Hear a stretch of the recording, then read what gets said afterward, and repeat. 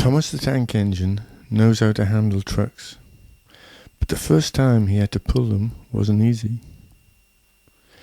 Soon after he had started working on the Fat Controller's railway, Thomas became tired of pulling coaches.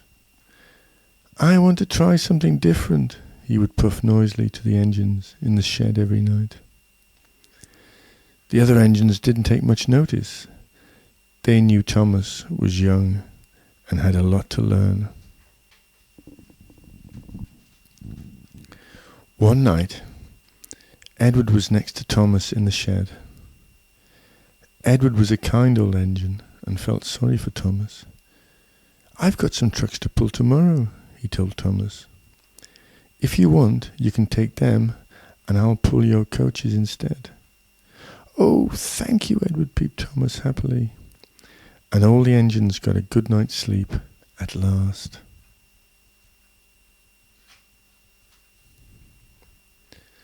The next morning, the drivers agreed to the switch.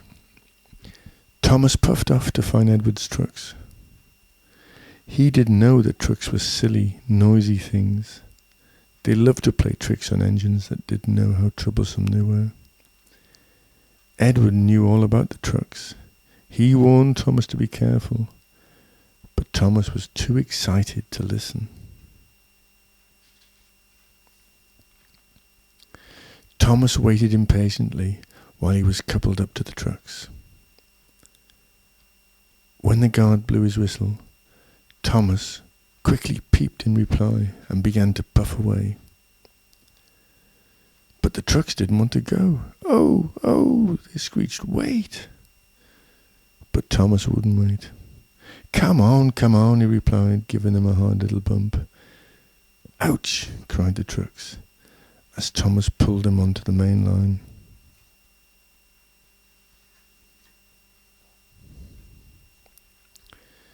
Thomas was happy to be doing something different. Come along," he sang as he went. All right," the trucks grumbled. They clattered through stations and rumbled over bridges. The trucks didn't like being bumped and looked for a chance to cause trouble for Thomas.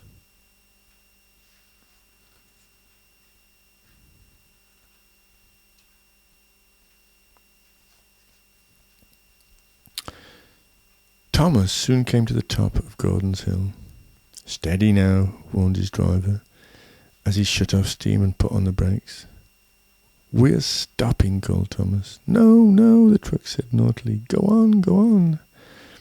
Then they all bumped forwards and pushed Thomas down the hill before his driver could stop them. Thomas raced down the hill much too quickly. The trucks rattled and laughed behind him. "Stop pushing," Thomas panted, but the trucks wouldn't stop. "Huff, huff, ho, you're too slow. We'll give you a push to help you go," they sang rudely. Thomas could see the station at the bottom of the hill, but he was going too fast to stop. "Cinders and ashes," he cried. He whooshed straight past the station platform.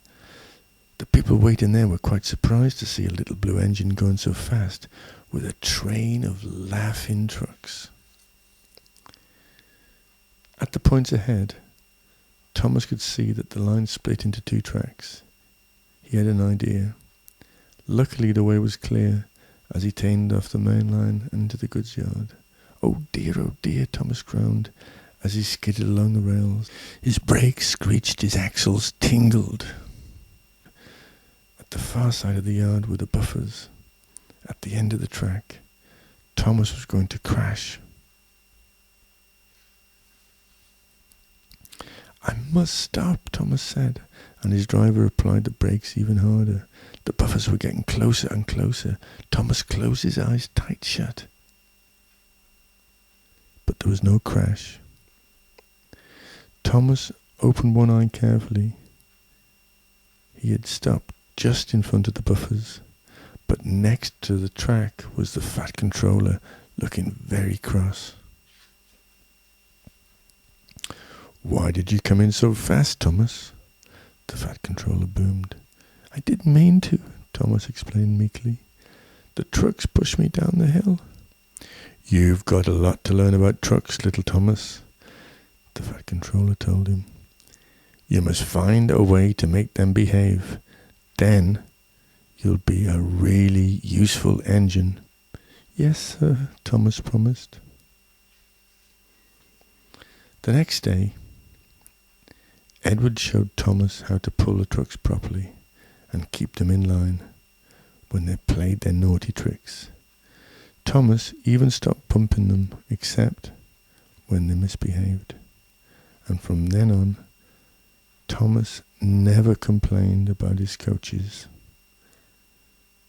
They were much easier to pull than those troublesome trucks.